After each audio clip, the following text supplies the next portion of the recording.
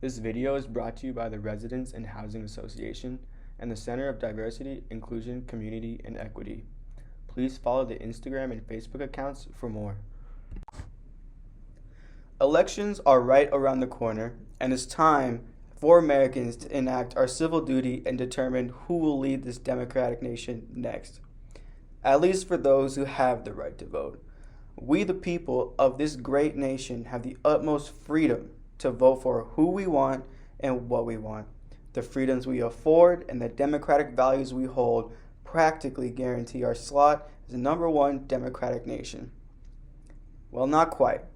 The U.S. doesn't even scratch the top 10 democratic nations, according to the Democratic Index, an index compiled by the Economist Intelligence Unit. It begs the question, why doesn't the U.S. rank higher? And it turns out our scores are brought down by various forms of voter suppression. Recognizing and understanding these forms is important to understanding our political climate. Once we understand these issues, we will be given insight on changes that must be made. I consider it exceptionally ironic that the nation founded on freedom coincidentally has the highest incarceration rate. In 1974, the Supreme Court ruled on Richardson versus Ramirez, which interpreted Section 2 of the 14th Amendment as permitting the states to disenfranchise convicted criminals. Essentially, states can disenfranchise felons by limiting their right to vote or barring it completely.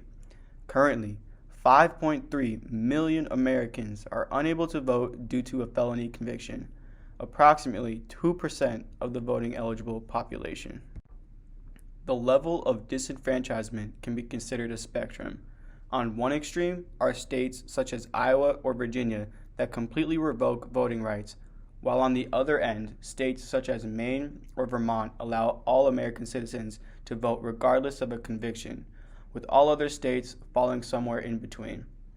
Some states restore the right once a sentence has been completed, others must complete a probationary period, or require that all fees or fines be paid before restoration.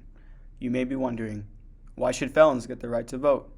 They broke the law and don't deserve to exercise the freedom they took for granted. It's not an easy question. There's a lot of historical baggage to sort. One reason is preventing felons the right to vote contributes to the racial divide that continues to polarize our nation. Approximately 2 million black men are prohibited from voting, which is almost 8% of black Americans. The justice system that continues to target black men consequently erases their presence in the voting system. Some argue felons committed serious crimes and should pay the consequences. But felonies aren't just violent crimes. You can get a felony for driving with a suspended license, possession of drugs. Some states even consider some forms of trespassing a felony. Some felons were convicted at a young age and haven't been able to vote for decades. This is a clear example of how the punishment outweighed the crime. Barring felons from the right to vote can severely limit social progress. By silencing these individuals, we are missing important dialogue on the prison industrial complex that continues to negatively impact American culture. Restoring the right to vote for convicted felons will push us in the right direction for prison reform. We are a nation founded on democratic values. All American citizens inherently have the right to vote.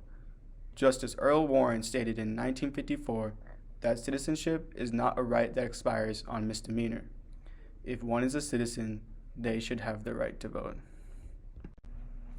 The numbers keep growing. People want a taste of that sweet, sweet American dream, that nuclear family.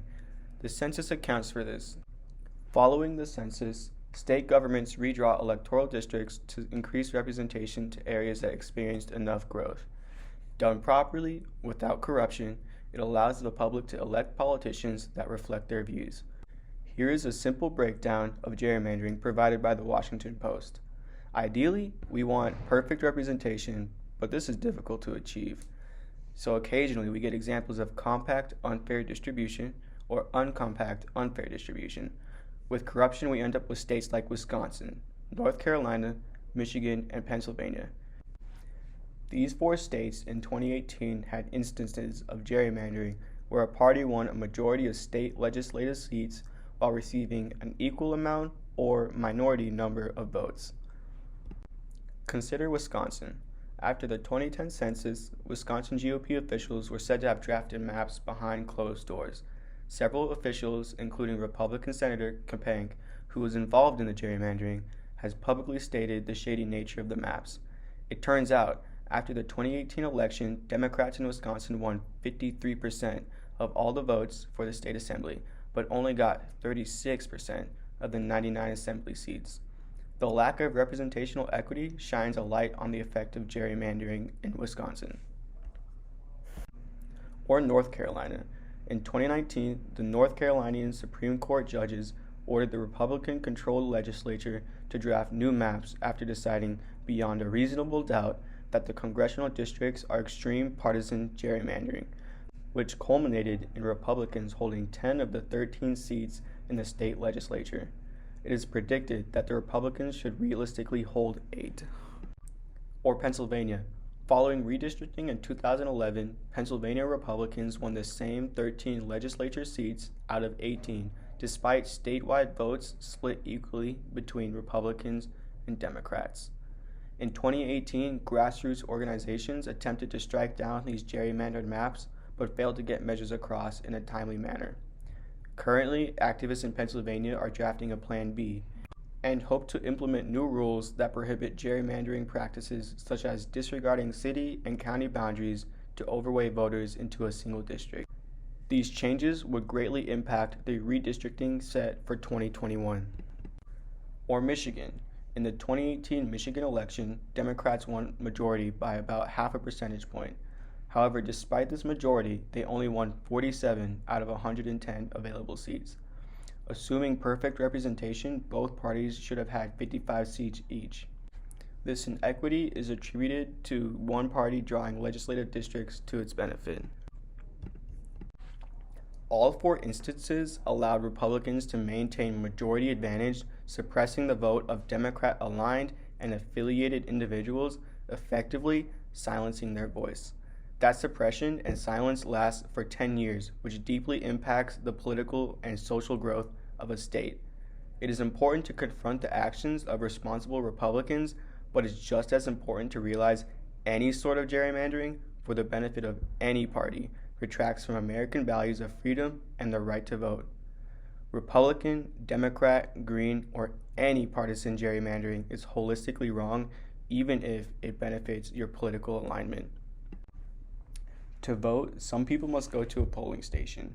In an age of computers in our pockets and next-day delivery, they must stand in line for hours on end, in the freezing cold, in the boiling heat, take time out of much-needed work to participate in this election.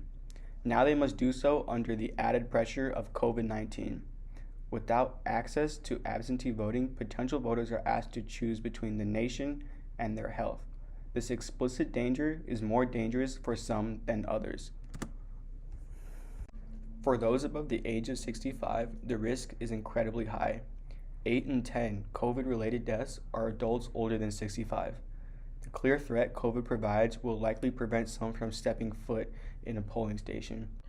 Poll workers also tend to be in this age group. Approximately 58% of poll workers from the 2018 election were over the age of 60. There has been a rise of callouts from poll workers who are concerned about their safety.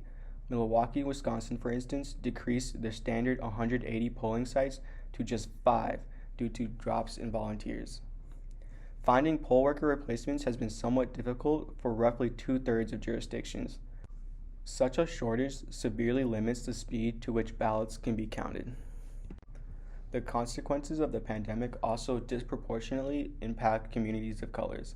Latinx and Black Americans are 3 times as likely to be infected by COVID and are twice as likely to die, as compared to their white counterparts. The incidence of the illness is also 3.5 times higher in Native Americans than whites. The factors that influence the increased rates of infection and death include higher rates of risk factors, a lack of access to health care, and the tendency for individuals in these communities to work as essential workers. There are reasons for these as well, but we can't ignore the disproportionate rates that could prevent certain groups of people from voting. It is our duty to vote for our future, but we cannot expect people to risk their lives to participate in this future. Steps implemented by some states and municipalities have negatively impacted the right to vote for some people. People have had to find new polling locations, wait in longer lines, or make the difficult choice between their health and their right to vote. These changes have largely affected Black and Latinx populations in places such as Philadelphia County, Pennsylvania, or Richland County, South Carolina. There isn't a simple solution to this problem. All states could implement absentee voting, however, that would require more financial resources and time to correctly count all ballots. There's also a concern, but little evidence, of widespread voter fraud because of absentee voting.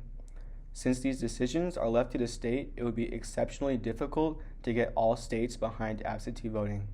I ask, where is the sense of requiring some to choose between the right to vote and the right to live? COVID-19 isn't the only coercive threat present at polling stations. Last month, President Trump called for poll watchers to stand back and stand by. Neo-Nazi sympathizers and alt-right groups, ones such as the Proud Boys, have consistently posted encouragement to supporters to join election day efforts. Civil rights leaders and politicians are concerned that this could lead to illegal election interference.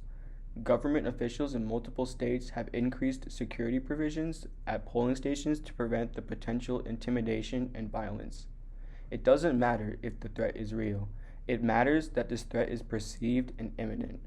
Let me tell you, the idea of a small person of color, walking up to a polling station monitored by armed, burly men would definitely make me question if my vote is worth the hassle.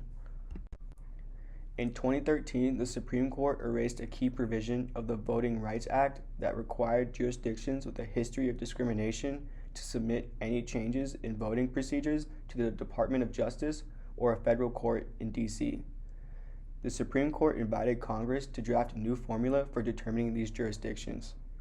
The Supreme Court brilliantly broke evasive equality and left it to a polarized Congress to glue the pieces back together.